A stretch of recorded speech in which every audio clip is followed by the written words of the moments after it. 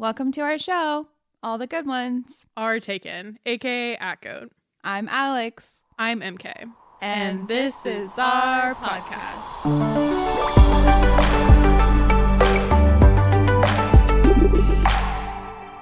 Welcome back for part 2. We're so excited. Yay! We both started Iron Flame.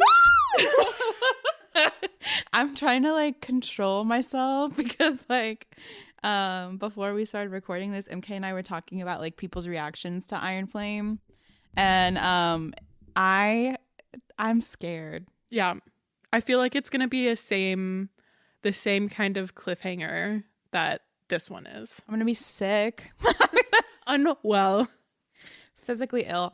My thing is so MK hasn't read Akatar, right? No. But then there's been a lot of parallels drawn on social media. Okay. Okay, on social media. I'm not saying in the... See, we're already so scared. It's already such a precarious time.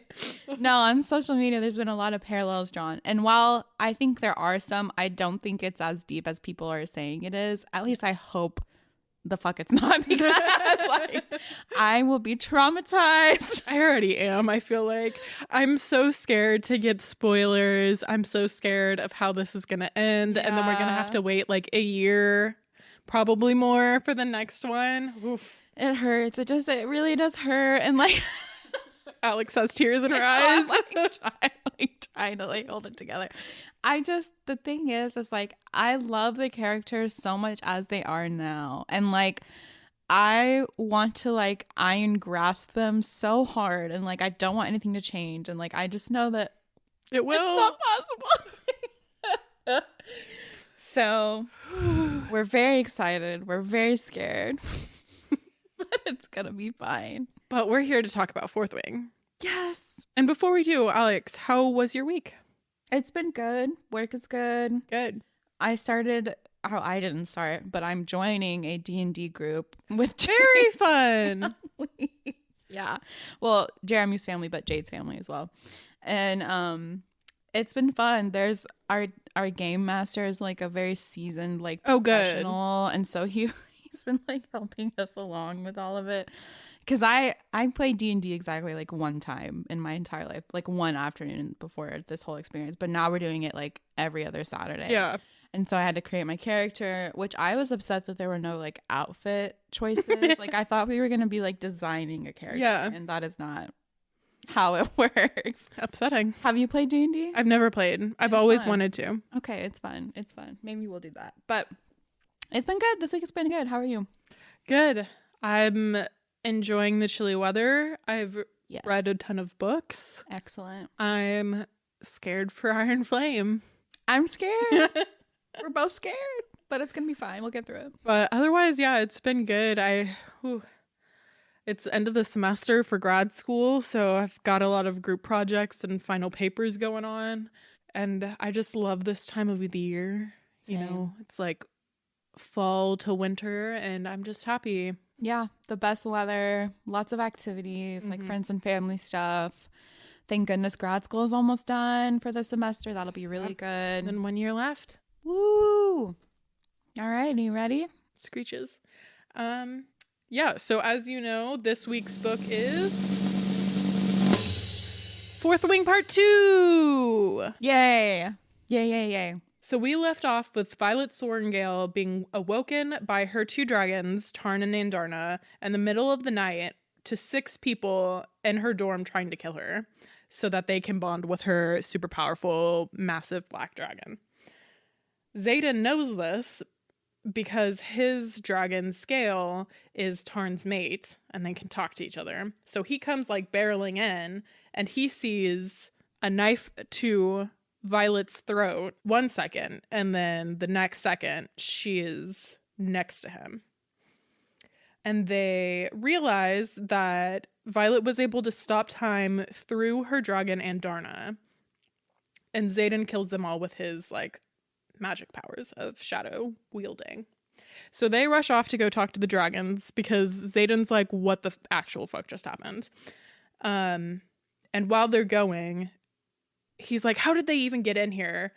Violet says, I know it was Amber Mavis, the wing leader of the third wing, who let them all in. So that's where we left off.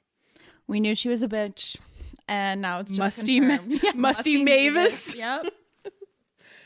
Accusing a wing leader of wrongdoing is the most dangerous of all accusations. If you're right, then we've failed as a quadrant to select the best wing leaders. If you're wrong, you're dead. Xaden has Liam moved into their squad immediately so Liam can take care and like bodyguard Violet. And he moves into the room next to Violet's also. Then he accuses Amber Mavis in front of everyone of allowing the traitors into Violet's room this morning to kill her. Dane, roll my eyes, doesn't believe her and demands to see her memories. He like attacks her almost, like comes to her head. I'm so sick of this guy. Like, for real, I'm so sick of this guy. I was livid in this moment because like Violet is one of the only people who knows Dane's signet. Yeah. At this point. Because it's super top secret. Yeah, it's very rare. They want to keep it all hush hush or whatever. And there's a trust there, right? Even though they're not going to be romantic, Violet still views him as like one of her eldest friends, like someone she's known her entire life, basically. And Dane sees her as like a potential girlfriend. Like he wants to be with her eventually. At this point, Dane is like, we're going to be together in our future or whatever. And he just like comes to her head and is like, let me see. Yeah. I don't believe you. Like the entitlement is crazy. Ooh. It made me so angry. It was such a violation. And Xaden didn't question her like once. She said Amber did it and he said, okay, I'll get her killed. Right. And that's the thing. Like, because at this point, like Xaden and Violet aren't together. No. But what's important here is that Xaden is taking Violet at her word. Right. You know, Xaden doesn't have the memory searching power or whatever. And there's no need for her to be like giving him proof or anything like that. She shouldn't have to give anyone proof. No, she saw what happened. Why would she lie about it? Right. Why would she like, because she knows the codex. She knows what will happen if Amber is found guilty. And so for Dane to be like, not trusting her at all. Yeah. Violation. Disgusting. Boo-boo man. Honestly, whenever I see Dane, I just think of disdain. Like, that's how I feel. Like, yes. Oh my God. I can't believe Violet ever even... I get it.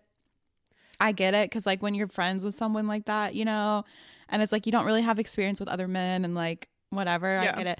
But I'm like, girl, this is such a mid-man. And he's already like trying to get her to leave and like diminishing her as a human. Yeah. And I like, for me, I don't know why, but I mean, obviously he has to be like this hot dragon rider. But in my mind, I'm he's shaking like, my head. I'm like, he's a pudgy little man child. Yeah, is how I view him. Like a patchy beard. Yeah. That's how I view him. Like and I understand he's fit. I understand that like he's like squad leader or whatever. And like, you know, I understand. And he got that position because he has to be good or whatever. Right. And he survived and whatever. I don't care. In my mind, he's mid and gross. Yeah, he's a like plumber's pants large man is how I picture him. Nothing's gross about a large like man. Like Mario, but like unattractive. Yes, exactly. And he doesn't even have the cool Italian part of him. No, and he definitely doesn't save Princess Peach. Or have a cool brother. So as I was saying, Xaden isn't demanding proof like Dane. He believes Violet and he's ready to execute a wing leader on nothing more than her word. Mm-hmm. She asks Tarn to share the image of Amber, which is like against the dragon like code, I think. So that was kind of like a big ask, but it feels like Tarn and Violet just have like a different bond than everyone else. The other wing leaders obviously find her guilty with the proof, and Tarn just scorches her. As he should. As he should. Don't freak out if you can't immediately channel your dragon's powers, Mira. Yeah, I know you have to be the best at everything, but this isn't something you can control. They'll channel when they feel you're ready, and once they do, you'd better be ready to manifest a signet. Until then, you're not ready. Don't push it. Book of Brennan. Violet learns that Liam and Xaden were fostered in the same place after the execution of their families due to the rebellion. And that separated Liam and his sister. So he hasn't seen his sister in, 6 years? Yeah. She also learns that any of the rebel children were required to sign up for the Riders Quadrant. So they don't get a choice. You're already a marked one. So you already have this like symbol showing that you're different and like less than, essentially. And now you don't get a choice but to sign up for the most dangerous quadrant. Which is just so messed up. So messed up. Like, the intent is to kill them. And to keep an eye on them. Like, Right. if they do make it, it's like to keep watch over who does make it and like keeping tabs on all the marked ones. And it's just sick. Which is really interesting to me on like how they allowed a marked one to be a wing leader. Yeah. But also like he could also just kill them all real quick. Right. I think it's like, it's because at that point it's more of like the cadets, you know, like they almost not necessarily choose their leadership, but like based on their experiences. Point, like, yeah. you know what I'm saying? It's more cadet focused in that sense. Yeah. And also like there are marked cadets. So Right. Because like if leadership was out here trying to say like who's going to be who in leadership, like the cadets would be like, no, like, yeah. we're not going to stand for that. So she learns that there's 107 of the marked children that will have to go through this Riders Quadrant. She learns that Xaden used a protection ward on her door at night, so literally no one except her and Xaden can get into her room at night. They, as first years, all get chores. Like, some have breakfast duty, some have Archive duty. Right. Different things. She has archive duty. So every day she goes to the scribe quadrant and like gets the scrolls and books that the professors need and brings it back to the writers quadrant. Now Liam has to go with her. So as they're walking back with their cart, a scroll falls on the ground and Violet goes to pick it up and reads it. And she's like, oh, we'll learn about how the like ward fell during class today. And then weeks go by and it's never talked about.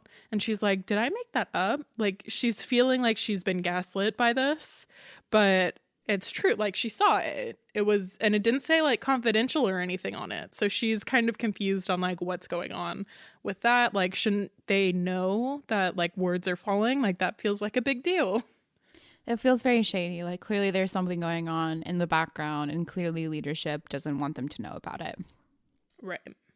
So they announce that whichever squad wins squad battles will be sent to the front lines to shadow an active wing. So all of this are everyone's eager to do this, of course. Like they want to see action, like what they're working towards, what they get to do eventually. Like they have dragons now, they like are eager to fight.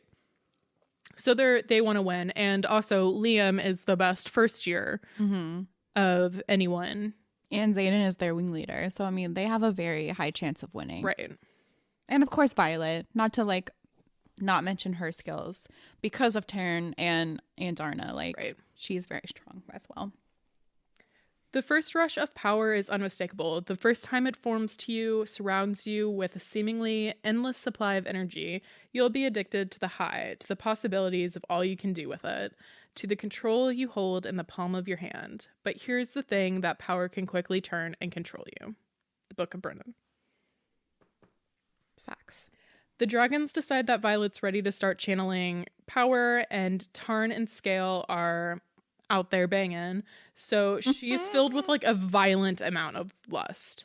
So she takes a walk to like cool off. It's like chill, I think winter time anyway. So she's just like trying to cool down from like the lust that is beaming through her body right now. Which I think is so funny. It's so funny because Scale and Taryn are bonded. That means that Xaden and Violet are also kind of bonded, right? Like they can all talk to each other's minds. It's very nice. Like it's like wrapped up in a nice little bow. But because Violet is like new to all of this, she pretty much feels everything that Tarn is feeling immensely. Yeah. And that includes when he's having sexy time with Scale. So like she's like, oh my God, like Yeah. I need to get out of here. And it's funny, too, that they're like, yes, she can feel our magic now. Yeah. Let's bang. Let's go ahead and go for it. Well, I mean, like, they're dragons. They're going to do whatever the fuck they want. Yeah. Anyway, but like, there was no preparation for her. That was no, like... Tarn didn't, like, warn her or, like, anything like that. Like she could have, like, had practice with Xaden on, like, how to, like, make those guards come up. But no. Well, and honestly, Xaden should have warned her, too. Yeah. If we're being real. Like, he should be like, listen, now that you... I just want you to know that you're in for a wild ride. Like... Big dragon, literally wild big ride. Emotions. Yeah. Yeah. So of course she runs into Xaden, who is also feeling this immense amount of lust, and we know what that means. So he teaches her how to ground and block out power. So it's essentially like literally in your mind picturing like your favorite place and like putting your foot down in it. It's like this really cool imagery piece that I really liked. And just like shutting it out. And he's even like, you did that really fast. Like you're a really fast learner. Like it took me months to learn how to do this. And I made a lot of mistakes because of that. And of course they end up making out. Woo! And once you know it, it starts storming with some lightning and thunder. I wonder what that could be. Mm-hmm. The most worrisome sight for any instructor is most definitely when powers backfire. We lost 9 cadets my first year to signets that could not be controlled from their first manifestation. Pity. All the pity, huh? They love to throw that around, man. So sad. So Jack and Violet, so Jack you might remember as her sworn nemesis, who decided he really hated her on the parapet and then has tried to kill her multiple times and then tried to kill the cute little baby dragon Andarna during threshing. They're finally paired together in the sparring ring and Violet poisons him with oranges, which she knows he's allergic to. Thank goodness. I was getting sick of him too. I was sick of him from the beginning, obviously, but... He didn't bother me as much as Dane did because Dane hides his grossness. Jack doesn't hide it. No, he's very verbal and physical with it. Like he knows he's gross. He knows he's here for power only. Dane hides it behind friendship and the good of the rules. Yeah. So as she's like passing out from the sparring that her and Jack are doing, she's like, it was the oranges. And that's what saves his life. Which I think she should have just let him die. I agree. I know you don't want to hear this, but sometimes you have to know when to take the death blow, Mira. It's why you have to be sure that Violet enters the scribe quadrant. She'll never be able to take a life. Page 70, Book of Brennan. Xaden starts training her and like intently. So we already had that cute little like them doing the little sparring, but now he's like training her. Now that like his life is literally tied to hers, he's actively training her. And he had a dagger made for her, which is very cute. What a hot gift. Like, oh my god, yeah. And it's like it's balanced perfectly to her size. I don't know. It's just like the thoughtfulness of it. Like they've kissed one time. Obviously they've been feeling each other for a hot minute now, but it's like they kiss one time and he like knows that she's super skillful with daggers. Like that's one of her talents. And just to have it made for her, I love it. It's very cute. I love them. They run into her mom and after the terse conversation telling her to get her signet ASAP, Violet says, I'm too busy trying to live up to whatever impossible standard she sets to ask myself if they're even standards I give a shit about. Which I thought was very awesome. Yeah, I mean, badass. Like, I think we all kind of feel that way at some point in our lives. Like, there's just so much standard to live up to. And for what? To who? You know? Right, like who created these standards and why? Like, why does it matter? Why does it matter so much to us if we're not creating those standards for ourselves, you know? Go Violet. Go Violet. So they and the 3 dragons go practice riding because she still cannot keep her seat well in the air. The squad battle is more important than the wing leaders will let on. They like to joke that it is a game, that it's just bragging rights for the squad leaders and the winning squad, but it's not. They're all watching. The commandant, the professors, the commanding officers, they're all watching to see who will rise to the top. They're salivating to see who will fall. The Book of Brennan.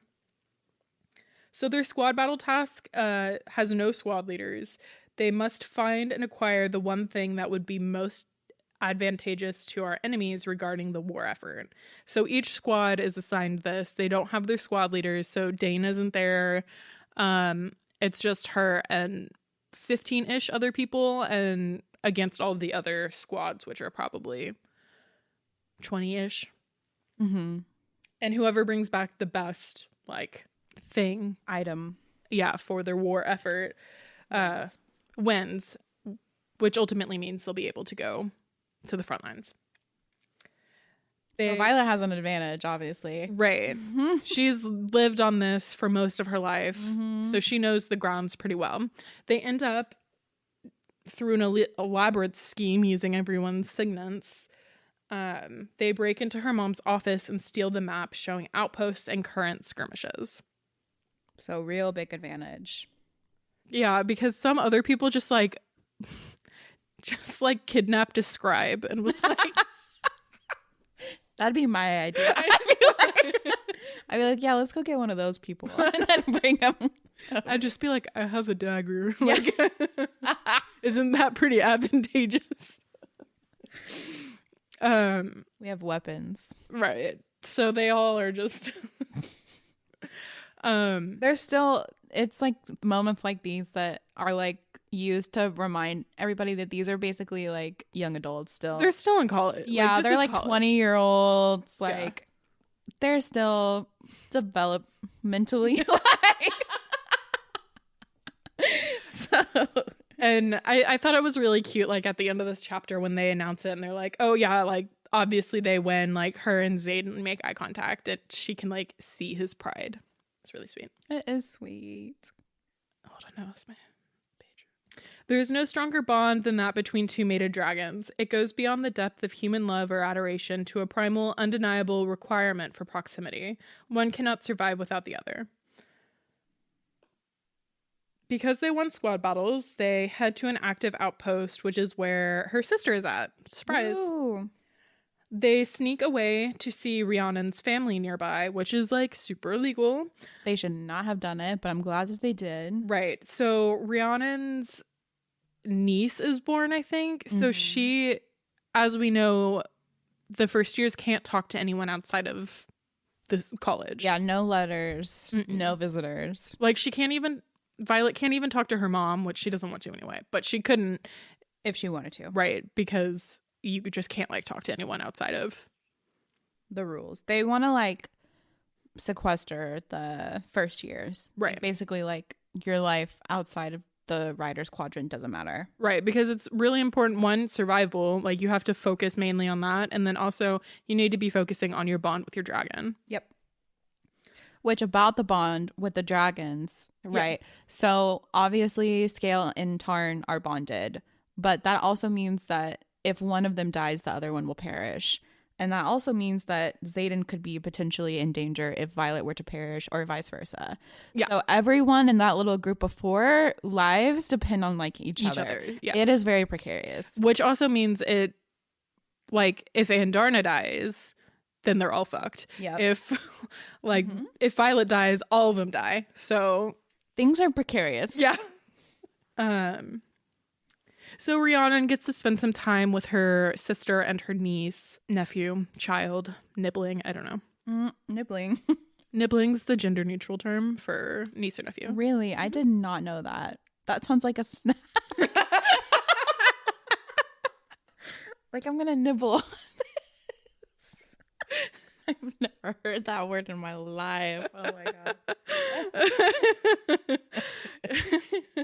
Yeah, Caroline asked me because she didn't know the gender of the child, and so she was like, "Do you know the gender neutral term for niece or nephew?" And I was like, "No idea." And I looked it up, and it's nibbling. That's crazy.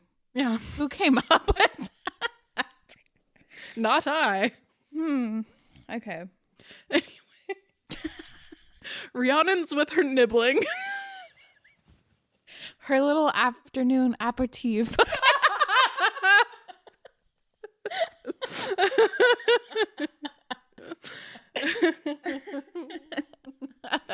No, that's a child. Oh. Okay. And so while she's giving them some alone time, she like walks outside and there's Xaden. Ta-da. And she's like, "What you doing here? You're supposed to be back at the war college." And he's like, "I think 3 days is their max for being apart." Which is nice. I like that. They all need to stay together. Which will be difficult. Mm-hmm. So they go back to the outpost and Violet gives her the folklore book that she wanted to bring to the quadrant, but Mira didn't allow her to. And she took it just in case their mom took all of Violet's things, because that wouldn't be above Miss Sorengale's antics.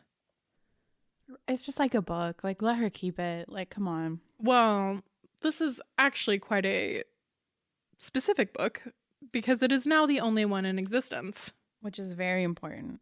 Yes. And it will come into play much, much later. Well, and it's also the book that is pretty much why Andarna and Tarn choose her. Because during presentation, this is what she was talking about when she walked in front of Andarna. Okay. I thought Tarn chose Violet because she stood up for Andarna. She did, but Andarna was already like... listening in? Yeah. Okay. And this is a book that her dad would read the children. Right. And it's like her favorite book. And she even asked the library about it. And nothing about Vinin or Wervin popped up. Interesting. Suspicious. Xaden, like we said, he arrives and because they find out that their dragons cannot be separated for more than 3 days. For valor above and beyond the call of duty and the Battle of Strithamore, where her bravery resulted not only in the destruction of a battery behind enemy lines, but also saved the lives of an entire company of infantry, I recommend Mira Sorengale receive the Star of Navarre. But if the criterion is not met, which I assure you it has been, downgrading to the Order of the Talon would be a shame, but sufficient. So that just shows that Mira is a badass on the battlefield and is out here saving lives. So this family is like legit. I mean, it's one thing to say that they're all related to like the general, but like clearly they're like making their own way. Right. You know? Yeah. What I'm actually really curious about is how her mom and her dad got together. I think about that a lot. Because her dad's a scribe. Yeah. I think about that a lot. I want to know their history. Yeah. Because, like, how did General Sorengale get to her position? How did they meet? Yeah. And, like, I don't know. I just want to know about it. I want to know about, like, their early years and, like, the siblings. I want to know about his personality and his history. Right. Because, like, if like, all these books are, like, rare and in existence, like, first of all, how did he get them, right, if they're not in the archives? And like, why? Well, they were, I think they were at the time. That's how I felt like it. Okay, but maybe I could be wrong. I don't know. Okay, so I want to know how he came, whether they were in the archives or not. I want to know how he came to be by those books, and then I also want to know why he was so intent on like reading them to his children. Yeah, like, what did he know at the time? That is what I'm very curious about. Yeah. Xaden starts talking to her in her mind like the dragons do. I love this. Yeah, so while texting and cell phones are not a thing, the author gets around this by just saying, mind to they mind. can talk to each other. Mind to mind. It makes it so easy. Also annoying, but also great. No, I love it. Yeah, no, it's the best. Like, annoying in a good way. So they're just like sitting around like strategizing, and Xaden's like, I love it when you have that look on your face or something like that. And she's like, what the fuck just happened? Like in front of all of these people, like he's like out here talking to her. He's so sneaky, but like he at this point the feelings are bubbling. The feelings are building. Like they obviously were attracted to each other from the start, whether that was like known to both of them or they were ignoring it or not. But then the dragons come along, they're bonded. Now they're bonded even deeper. It's like it's all building to loveliness. Like I love it. Yeah. Griffins come for an attack, and so the students have to flee, but Violet doesn't want to. She's like, we have to help. We have to stay and help. My sister's here. Like, I can't just leave her, etc. Taryn and Scale take a while to get there, and while they're doing that, to stall, Xaden kisses her and she says, I'll hate you for this. She won't, but that's real fucking sneaky of him. Yeah. I didn't like that. Wait, what do you mean? He's kissing her to stall her, like to get her mind off of it. Cause she's like out here like running, like she's like about to go run and help them. And he's like, instead of you doing that, like, I'm going to kiss you so that you don't. Well, in my mind, it was like him trying to protect her. Yeah, but also shady. It's shady. Okay. I'll give you shady. I would have been mad if it were me. Well, I would have been mad too, but also yay. Well, yeah, also mad. Yay and mad. The mind of a woman. Yay and mad.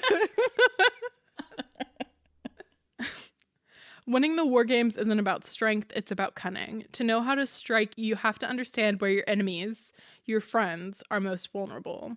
No one stays friends forever, Mira. Eventually, those closest to us become our enemies in some way, even if it's through well-intentioned love or apathy, or if we live long enough to become their villains. Book of Brennan. That was really hard to say for some big oof. Big oof. That's a lot of foreshadowing. Yeah. Dane looking at you. Yeah, for real. Violet is waiting outside of Markham's office, waiting to hear if Mira is okay.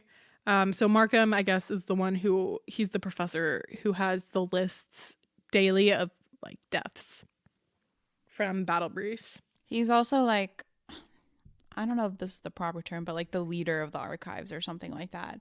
Like Markham was like Violet's. No, he's the dragon. He's the battle briefs instructor.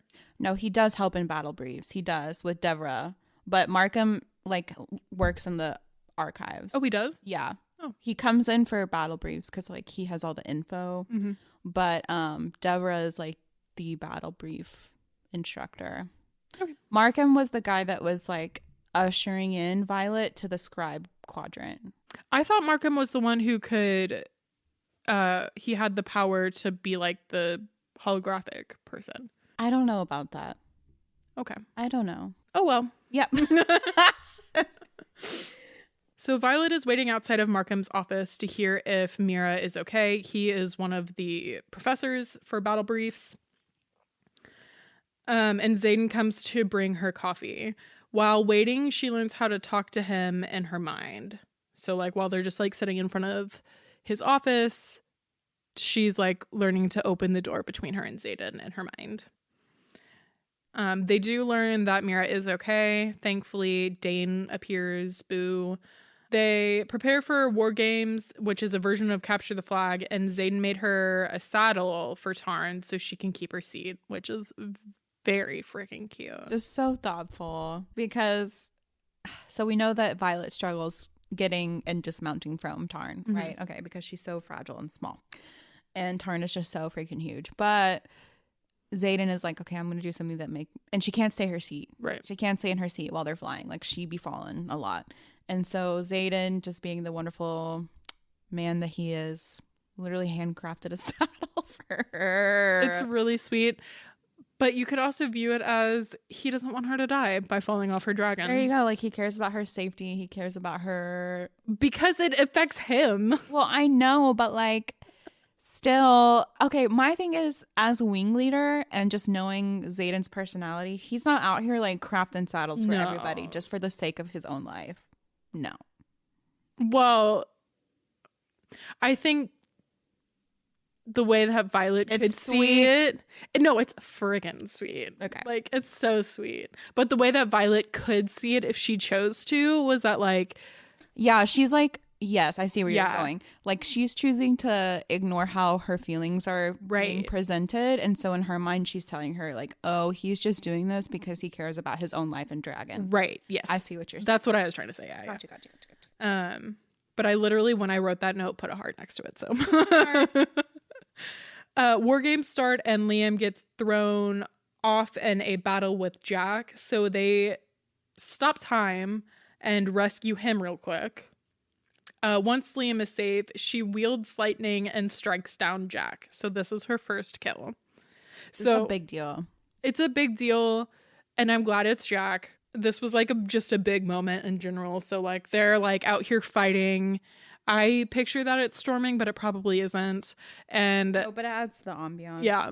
And so she sees like Liam falling off of his dragon. They like swoop down and stop time and catch him. And she's so freaking angry because she loves Liam at this point. Like, he's literally her shadow. Like, they're next to each other all the time. And Liam's just such like a good and nice person. Well, and he's just like, he becomes such a good friend to Violet, and not even just to Violet, but like to her friends as well, to Rhiannon and everybody.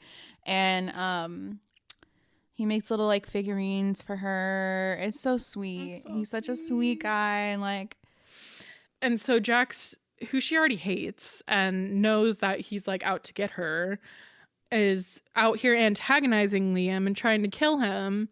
And so she's like, this is it, I've had enough, and she just smites him. And it's a big deal because, like in a few chapters previous, Brennan had written in his diary to Mira, like, make sure she doesn't join Ryder's Quadrant because she's never going to be able to kill anybody. Well, here she is. She's done it. And like... And we'll see that it does affect her very greatly. So Brennan was correct. Yes, it affects her very greatly. But... to say that she would never be able to kill someone, and like look at her growth now, not that like murder is like growth necessarily, but like in the line of work that she's in, like it's gonna have to be a necessity. And she knows, I think this is a pivotal moment for her, because although she obviously doesn't want to kill anybody, but she knows that she will protect herself and her own, essentially. Yeah, and we also learn like her signet is now lightning, which was really cool. I love a lightning power. It's, I mean, super cool, but also her internal struggle with that is gonna be pretty rough. Yeah, absolutely. The death of a cadet is an inevitable yet acceptable tragedy. This process thins the herd, leaving only the strongest riders. And as long as the cause of death does not break the codex, any rider involved in extinguishing another's life shall not be punished. So, she has this really cool power.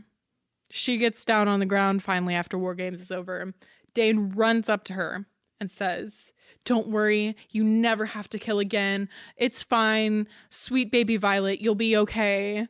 And it's a lie. Yeah. It's a lie because, like, I don't know why he's even trying to reassure her in this way. Well, because I think he's like, you can still go.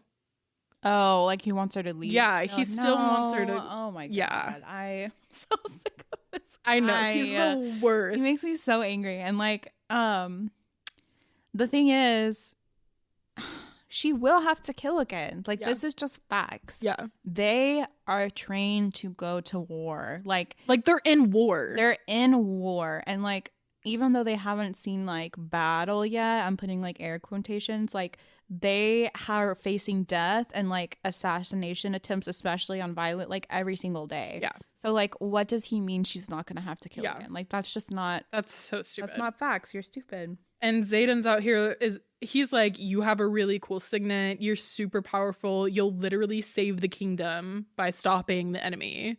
So he's like, yeah.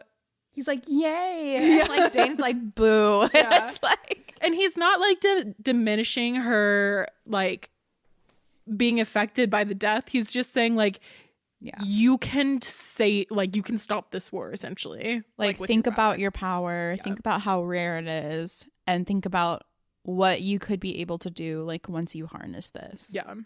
And she's just miserable. She doesn't want to hear any of this from anyone, really. And like Tarn like puts up his wings and she's just like throwing up. Like, who wouldn't, you know? Like, I love how Tarn like protects her in those little ways. Yeah. Like, because I mean, again, a dragon doesn't have to do all that. No. Later, Xaden comes to her room and she's scared that she's a killing machine. She's like, out of all of the fucking Signets, why am I the one who like can smite people?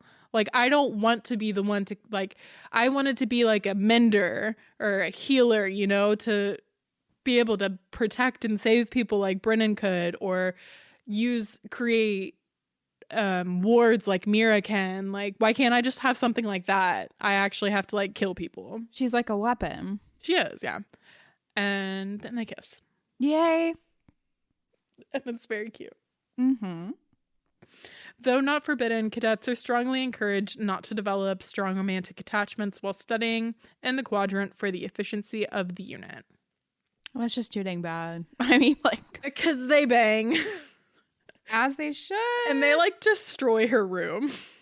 I love this. I was eating this up. I was like... I was too, honestly. It was really good. It was so good. And like, of course, they're like these like hardened, like hot people. Like they're athletic and like they have seen death and like just the force of their banging is like so powerful that like they're literally destroying like the furniture. Yeah, and she's like wielding lightning while it's happening. Like in the distance. I'm gonna tell you one thing. If I ever meet a man that makes me like combust lightning, like we're not letting him go. Never letting him go. Never, never, never. I don't care. I don't care what sordid history that man has. Like,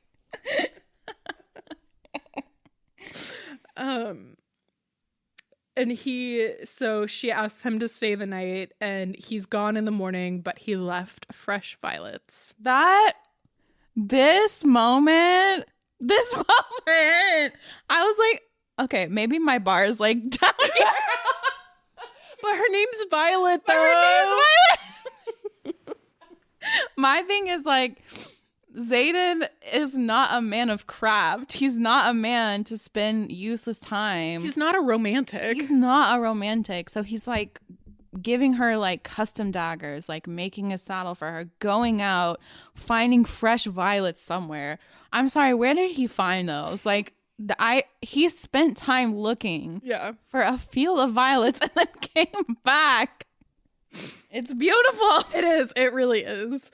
And something we haven't mentioned, which I don't know why I didn't put this in my notes, is his nickname for her is Violence. I know, I love it. I love it so much. So cute. I love it so much because he's appreciating the power and strength within her. Right. That's the thing. Because everyone keeps underestimating her and keeps telling her that she's not strong enough. She's strong enough, not worthy to be here. She's not powerful, like all of this stuff. And their like first one-on-one interaction, she throws daggers at him, and he's like, "Oh, you're Violence, aren't you?" Yeah, and that's just him seeing her as she is from the get. Even though they were like literally enemies at the beginning, he still saw her enough to at least respect the strength that's in her. Right. Even though they were opponents or whatever, he still saw her. Yeah, and like she made it. Like, she made it. Some people didn't make it past the parapet. Some people didn't make it past the gauntlet. She's still fucking here. I'm just so mad at everyone who's underestimating. I know. I'm sick of it. Fuck Dane. Dane, we're talking about you. And I think something that... General Sorengale, we're talking about you. Something about this book is that you feel so strongly about these characters. Yes, you really do. Like there is not many books where I'm like shouting about characters, you know? No, and I think it's because of how Yarros like set up what this book was going to be. Like the precariousness of it. Like she drilled it into us readers. Like these people are life or death. Like every single day, like life or death. That's what they're facing. And I also just love how she wrote the characters because they're inherently flawed people, like as characters will be, as people will be in real life, but they have qualities that like suck you in and like you want to root for them. Yeah, you want to root for these characters. They're the underdogs. Yep. You know? So she wakes up to the fresh violets. Professor Carr then knocks on her door to get her up to practice wielding. And she isn't able to do it right away since it's like an emotionally charged reaction. And so Xaden sends her images of the night through his eyes. And she's able to wield. Which is really cool. I didn't realize that they could like send images to each other. I know, that's fun. That is very cool. That's fun. I wish that was a real life thing. Yeah, I wish I could just like talk to people through my mind, but yeah, that'd be nice. And so while she can still wield, she can't aim it yet. July 1st, the anniversary of the Battle of Aritia, is hereby proclaimed Unification Day and will be celebrated through Navarre on this date every year to honor the lives lost during the war to save our kingdom from separatists and those saved during the Treaty of Aritia. Boo. Boo, boo, boo, boo, boo. So this is a royal proclamation of King Tari, the wise. But is he so wise? No. Xaden comes back to her room to help her clean up the mess, and she finds a letter her dad wrote to her in the Book of Folklore, saying, remember that folklore is passed from one generation to the next to teach us about our past. If we lose it, we lose the links to our past. It only takes one desperate generation to change history, even erase it. And Xaden asks, what do you think that means? Which is such a weird thing to ask. He's like, huh? Like, what? That's peculiar. That's interesting. Like, what are your thoughts? And Xaden wants... Xaden wants to keep going, pick up from the night before, but Violet says that she's going to fall in love with him, so he either needs to figure out that he cares for her or they're nothing. Because she's like, I'm not going to love you if you don't love me. Like, she's got standards. Yeah, we're not doing that. During the reunification day ball thing, none of the marked ones are there, obviously, but Liam, since he's Violet's bodyguard, is with her. And the king comes up and is like, yo, where's that Xaden boy? I need to keep my eyes on him. Shake my head. Why don't you go, like, get drunk and pass out somewhere or something? Yeah. Like, or maybe rule better. I don't know. Get out of there. And Dane greets Violet by cupping her cheek, which means he's reading her mind. On the low, without her permission. Which also means he knows now that Xaden's sneaking out at night. Yeah. To go do some secret missions. Such a violation. Like, it's crazy. So she's like, okay, I'm done with your greeting, and goes to find Xaden. Because she's like, oh shit, like, I didn't realize how offensive this would be to the marked ones. Like, Liam, you go away. Like, I'm not going to force you to be here. And she goes to find Xaden, who is sitting on the parapet. And his friends are just like, go away. Notice how we are his best friends and we aren't even with him. And she goes, yeah, well, I'm his. So sweet. He's so dramatic in this moment.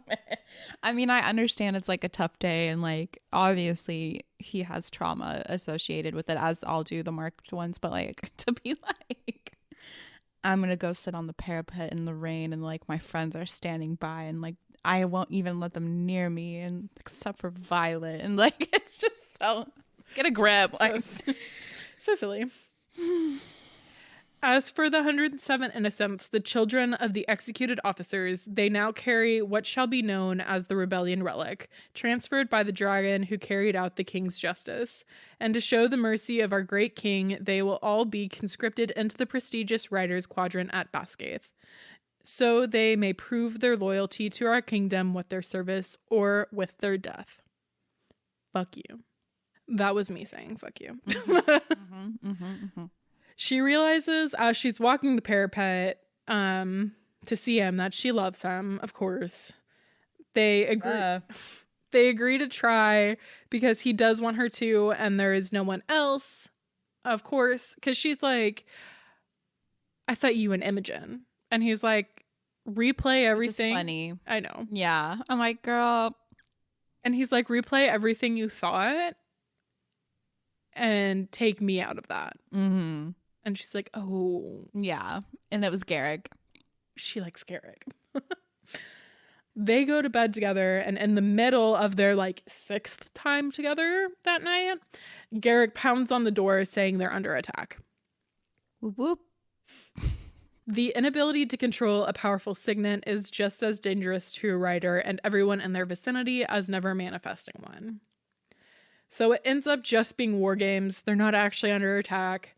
Rhiannon jokes about her wearing Xaden's jacket and hides it anytime Dane, whatever his name is, Dane looks over. So Xaden, as the wing leader, is making like his own outpost on request of the general. So they're all packing when they all emerge on the flight field. And Andarna has a little harness that connects to Tarn's that Xaden made. It's so cute. I can't stand it. Like, this man who doesn't care about anyone or anything, and like he's out here doing crafts for her. Little arts and crafts projects. It's so cute. So Xaden is taking Violet to the wing leader headquarters away from the squad, but Dana's very adamantly against this. Almost like he knows something's up. Whatever, dude. Get over yourself. Well, no, it's almost like he can see where they're going is going to be bad.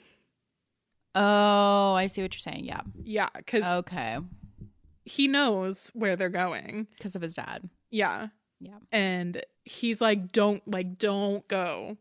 And she's like, I'm fucking going. And he's like, well, it was nice knowing you. It's like literally what he says. Which is so fucked up. Yeah. It's so fucked up because not only has he played a part in this, what's to come now, right? Because of his violations on Violet, reading her memories and things like that. It's like he's basically literally sending her to her death, essentially. Mm-hmm. And he's just like, it's been nice knowing you. Mm-hmm. Miss ya. And it's fucked up. Yep. You're her best friend of 15 years. And you're not even going to tell her. Best friend of 15 years, and you still have feelings for her, apparently. I'm doing air quotes again. And you're not even going to give her a warning because of who your dad is and how you feel about the rules in your station. Fucking moral. Despicable. Gross. The first known Griffin attack occurred in 1 AU after unification. What is now at the trading post of Russin. At the edge of the dragon protected border, the post has always been vulnerable to attack, and over the course of the past 6 centuries has changed hands no less than 11 times in what has become a never-ending war to secure our borders from our power-hungry enemies. So they're flying beyond the wards that protect them. They stop to eat and drink on their way to Athbine, and while Violet and Xaden pop on over to kiss a little, Griffin riders appear. And he's trying to hide, Xaden with his shadows is trying to hide Violet. And they're like, too late, we see you have a Sorengale. And he says, you're early. When I read this, I was like, what? I was like, now what the fuck do you mean you're early? I was like, what the fuck are you talking about, Xaden? What is this? Betrayal. I know.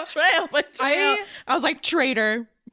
I thought they were going to give her to the Griffin. Yes. I was so scared. I was like, oh, so you've let this girl fall in love with you. And I know you have feelings for her too, but you've let this girl fall in love with you, and now you're gonna trade her to the enemy. Yeah. I was sick up my stomach.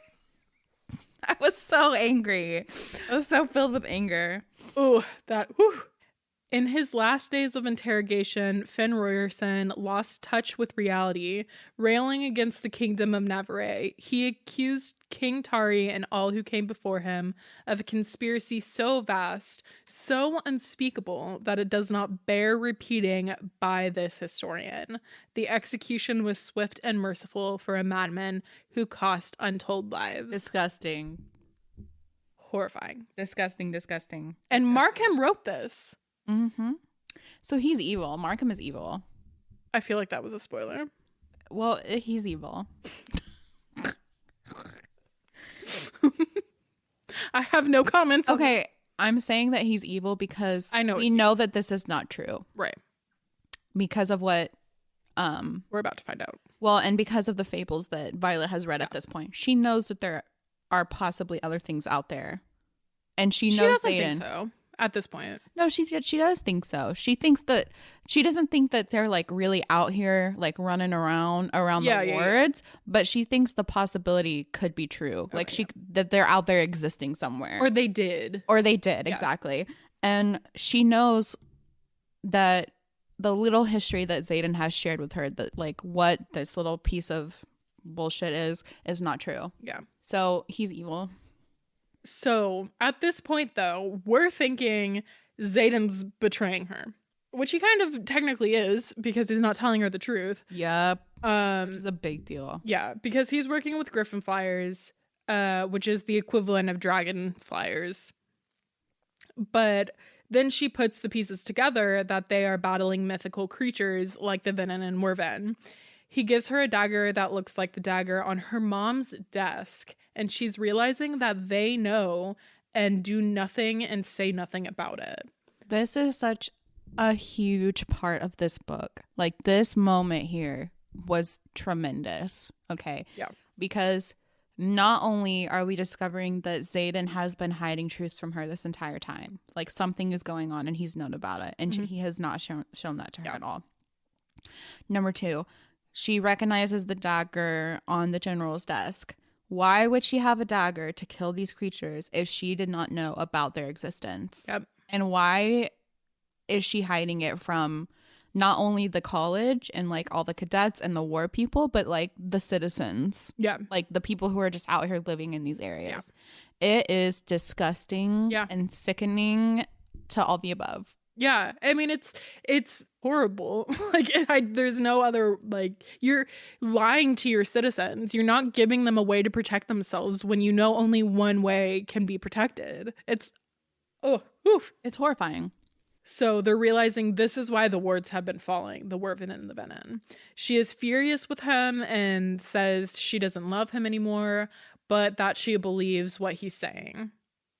Tarn and Andarna have obviously known, and while flying, Tarn says, "You have every right to be angry. We made a choice to protect you without your consent. It was an error and one that I won't make again."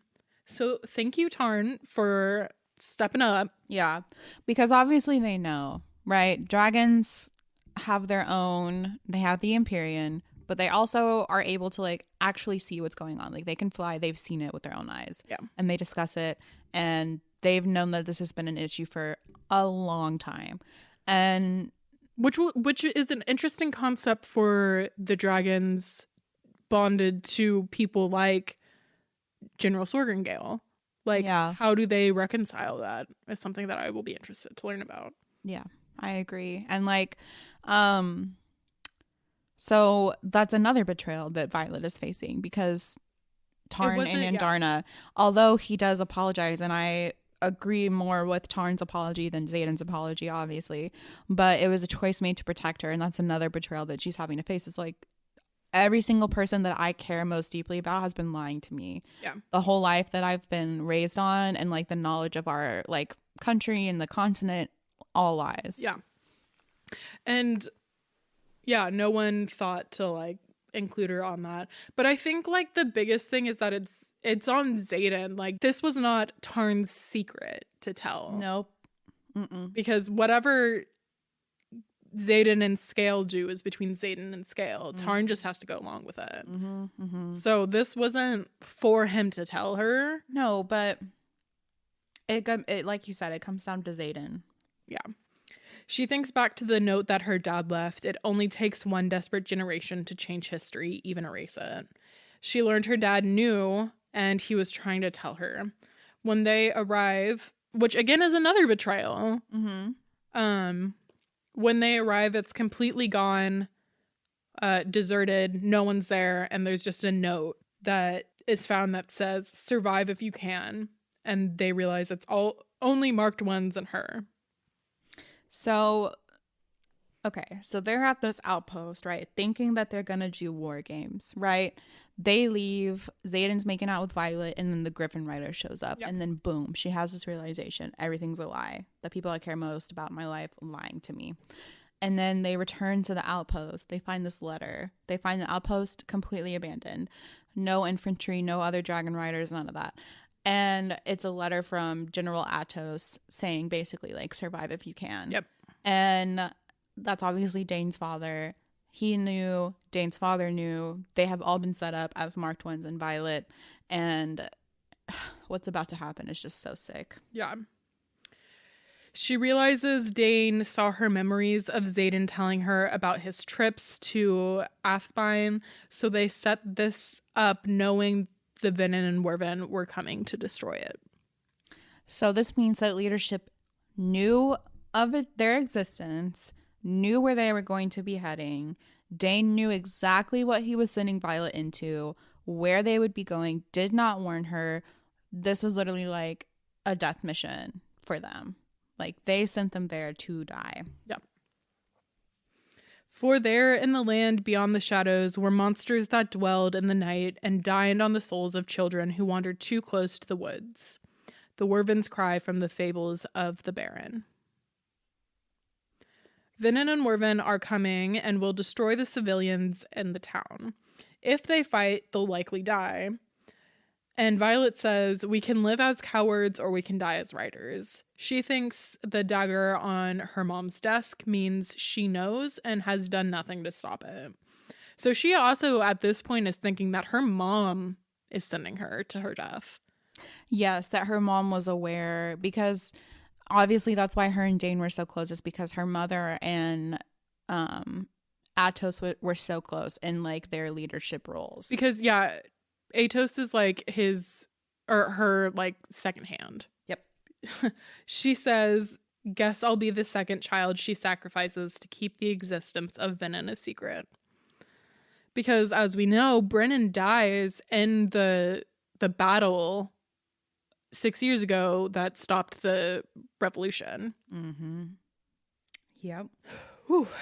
Tarn says he wasn't sure about the existence of Werven, but he suspected, and that's why he's been so hard on her during training. They're fighting this, like, awful... They're trying to get the civilians out because it's just a bunch of, like, normal people living in this city. They're trying to get all of them out while there's, like, several Venin and, like, dozens of Werven attacking them. And that's another sinister whole part of this, is that there are civilian populations outside the wards who are facing these things, and who see them and who are not dragon riders, who have no protection from the wards or the quadrants at all. And now they're like left there to die. And then they see all these other strangers that are also left there to die. Mm-hmm. So some of them go to get the civilians out as fast as they can. There's some Griffin riders that come to help. She's wielding like as much as she can, knowing that she's going to exhaust herself. Werven fights with Liam's dragon and eventually kills Liam's dragon, which means, unfortunately, Liam will die. This is so sad. It's really sad. It's really sad. So they are able to get Liam to his dragon. He's like quickly fading because he didn't have any fatal wound, but it's the connection between the dragon that causes him to die. And she knows that it's her fault, she feels it's her fault because he's just following the orders that Xaden gave him and to protect her. To protect her. Yeah. And she thinks that because of that, it's her fault that he's dead. Yeah. When it's really not her fault, and it's not Xaden's fault either. It's no one's fault. It's the fault of the government. Yeah. For sending them there, knowing it was what they were Atos' going to fault. face. Yeah, exactly. And it's just so sad to think about, because it goes to show just how powerful the bond is between a rider and a dragon. Yeah. And although a dragon won't necessarily die if their rider dies, but like if a dragon dies, like the rider will absolutely die. And it's just so sad, because this is the byproduct of a war that could easily probably have been avoided had everyone been honest. Yeah. There was a reason why the revolution started in the first place. Right. It's because Fen Royerson was trying to get the truth out. Yep. And no one would listen. Yep. And so people like Liam die because of that. And I knew someone was eventually going to die in this book. I cried. I obviously didn't want it to be Violet or Xaden. I knew it wasn't going to be like one of the main characters, but I knew there was going to be a side character that died, and it's just so unfortunate. It was awful for it to be Liam. Like, Rebecca Yarros knew what she was doing when she killed Liam. Yep, absolutely. So as he's dying, she can't carry him because she's weak, as we all know. But he asks her to take care of his sister and to hear Xaden out. Xaden soon arrives and carries him to his dragon. So they're brothers. They grew up together in the same foster home, which means that they trained together. They obviously entered the quadrant. No, wait. Liam's in Violet's year. Yeah. Okay. But they both entered the Rider's Quadrant, et cetera, et cetera. So they've known each other for many years. So even though Liam is laid with his dragon D, they have to keep going. There are dozens of Werven and one of her, and she has to kill them all. Like, no one else has the power to do it. They either can be killed by the daggers or by her lightning. And she says, I have to be as strategic as Brennan and as confident as Mira. But it was the third brother who commanded the sky to surrender its greatest power, who finally vanquished his jealous sibling at a great and terrible price. The origin, the fables of the Baron. So Avenin gets onto the back of Tarn's back, and she has to unseat to fight, and it stabs her with a poison dagger to the side. She eventually is able to kill her, but she learns that the Venin is a student and that they were called here because of her, quote, untapped power.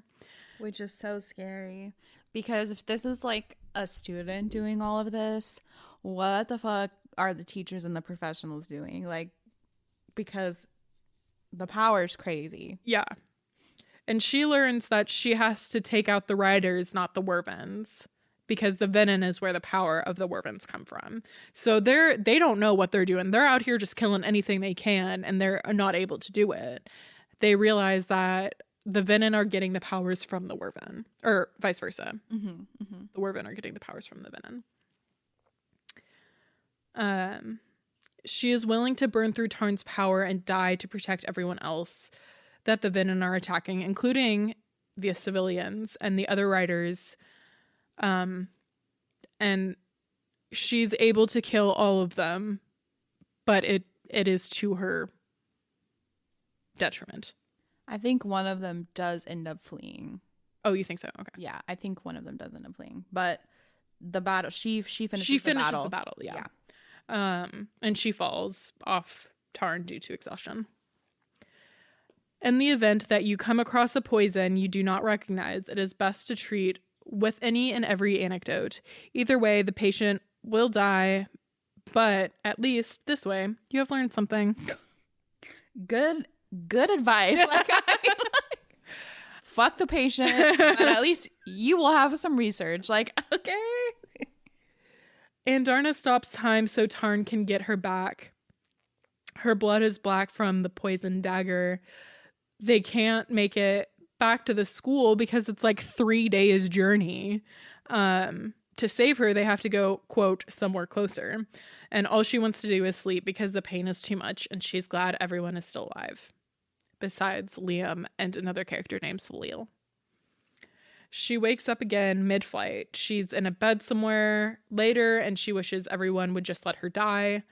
Xaden then tells her, "You can't make me fall for you and then die. None of this is worth it without you." The last words of Finn Royerson, "You're all cowards." Facts. So, obviously, he's loved her the entire time. Like, from the first time he saw her. And this is a fun chapter because it's from Xaden's point of view. Yeah, I like the switch up at the end. I'm like, yes. He's fretting. He hasn't left her bed for 3 days, but she's healing, it seems. They hope. She's breathing. And we realize that he is picking up where his father left off. He's not going to let this continue to happen. So she wakes up in a bed. She doesn't know where she is, but she sees Xaden as like sitting on the bed across from her. And at first she doesn't remember much. Okay, because she was definitely poisoned, but she's suddenly healed. Yeah. Okay. She doesn't know what happened. She doesn't know what happened. She doesn't know where she is, but she's like, oh, like, okay, I feel better. Yeah. There's my love across from me. Yeah. And then it's like, he starts asking her questions, and then it hits her. She's like, oh, this happened. Yep. And actually get away from me. Yeah. And she's like, where are we? She starts questioning him. Yeah. She's like, where are we? And she goes to the window and sees the architecture. Yes. And he allows her to put it together for herself. Yeah. And she was like, Eritrea. And she was like, so it wasn't burned. And he was like, it was, but we're rebuilding. Yeah. And she was like, okay, well, I've seen pictures and this is not what it is. And he's like, no, this is what it is. And she's like, well, how am I alive? And then the door opens. And her brother, who's been dead for 6 years, says, "Welcome to the revolution, little sister." And that's how the fucking book ends. Okay? That's how it ends. Okay? It's sick, but also amazing. Like, it's sickening amazing. This like, 520-page book ends on a cliffhanger. So big because first of all, what the fuck, Brendan is alive. Second of all, no trust in Xaden anymore. Obviously her feelings are still there, but she's like, we can't be together. She did say, I will continue to fight, but this is not it. Is not happening. Like, you have betrayed my trust in you. I cannot trust you again. Yeah. So they're on the outs. Her brother's alive. She's in the city that she thought had been destroyed, but is suddenly here. She's alive now. Thought she was going to die. She's in the revolution. It's just crazy. It's crazy. So, in the, I guess, holiday edition of Fourth Wing that I purchased, there are 2 additional chapters. Correct. Do tell us, because I did not get that copy. They are from Xaden's point of view. Woo! And it's so good. It's so good. I do recommend everyone to get it because, wow. But it's 2 chapters in the book just from his point of view.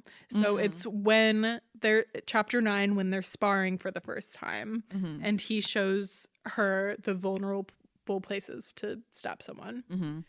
And it's really, he's like, oh, I'm not the only one affected by us. That's good. That's good stuff.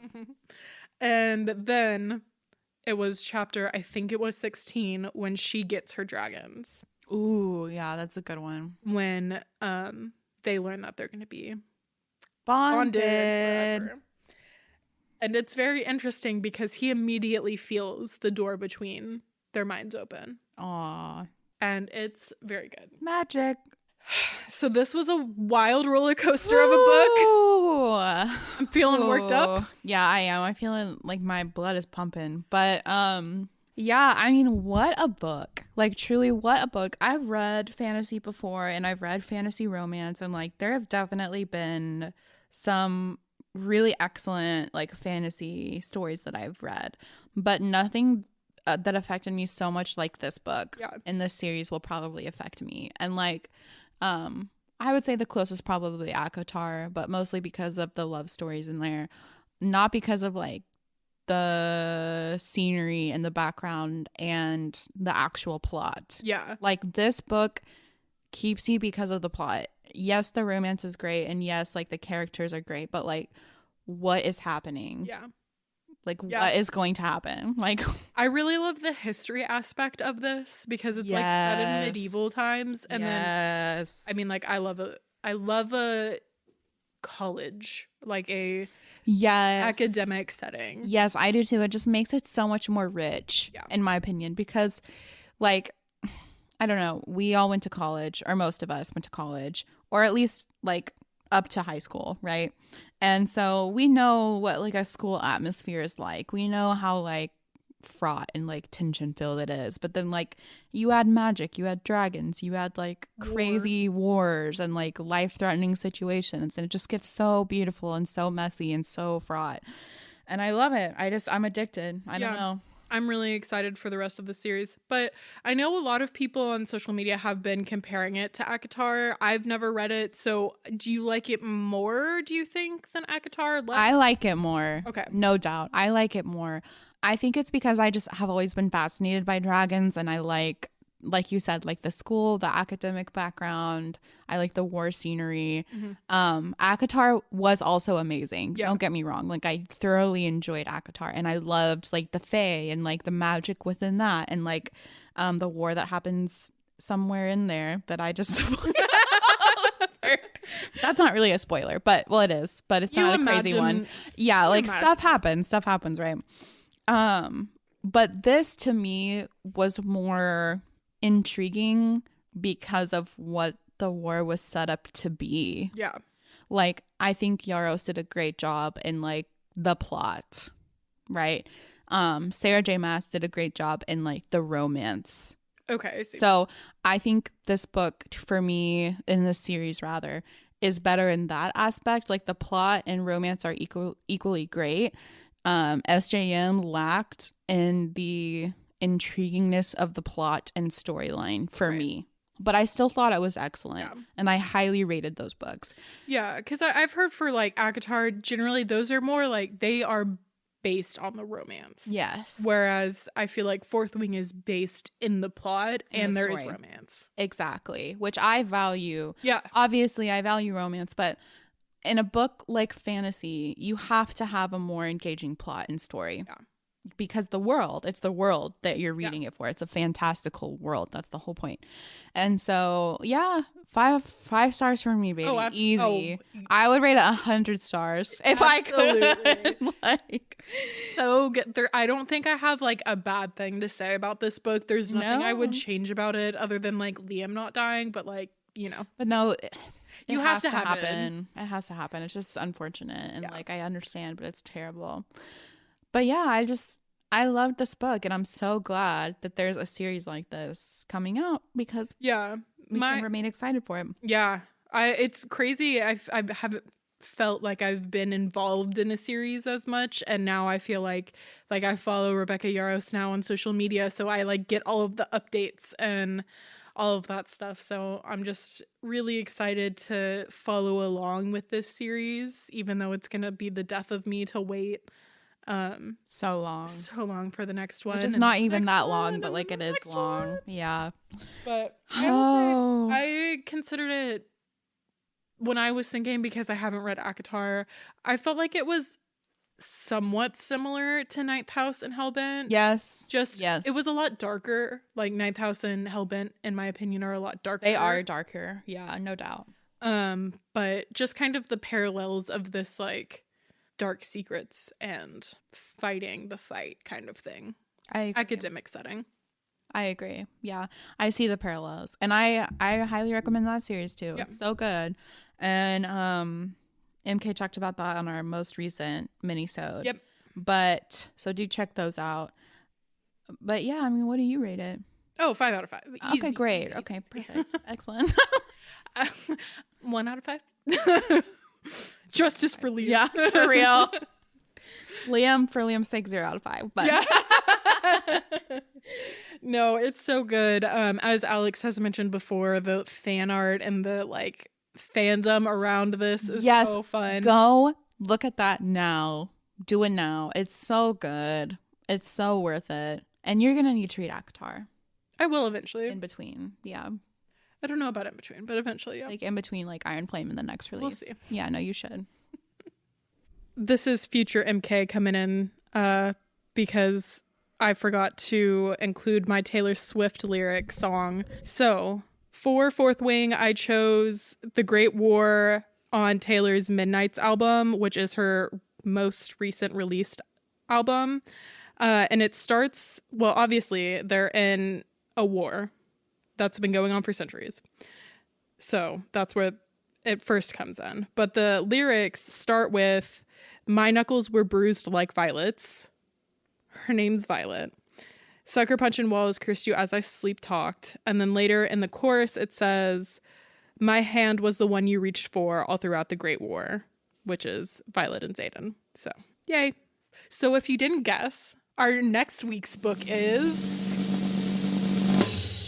Iron Flame. Woo! By Rebecca Yarros. You already know. Okay.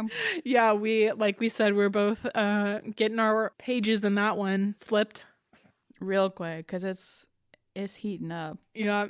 But so the November will just be Fourth Wing Iron Flame filled, and I'm thrilled. Me too. I'm scared. I'm scared. We already talked about it, but as always, though, email us at goatpod@gmail.com with suggestions or book recommendations, and check out our social media at goatpod on Instagram and TikTok. You can find us, all the good ones are taken, on Facebook. You can find us on Goodreads, and then you can also find my bookstagram at @peas_reads. Thank you so much for listening. We currently have 500 downloads plus. That's crazy. So that's exciting. We're just so thankful for y'all. This is like, it's really crazy. We have such a good time doing this. So it is so much fun. I love doing this podcast. I love my friends. I love all of you who listen. So thank you so much.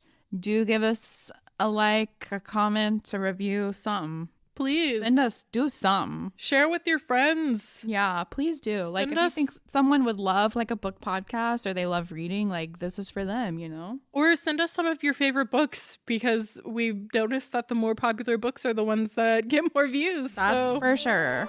That's for sure. Yeah, please keep us informed.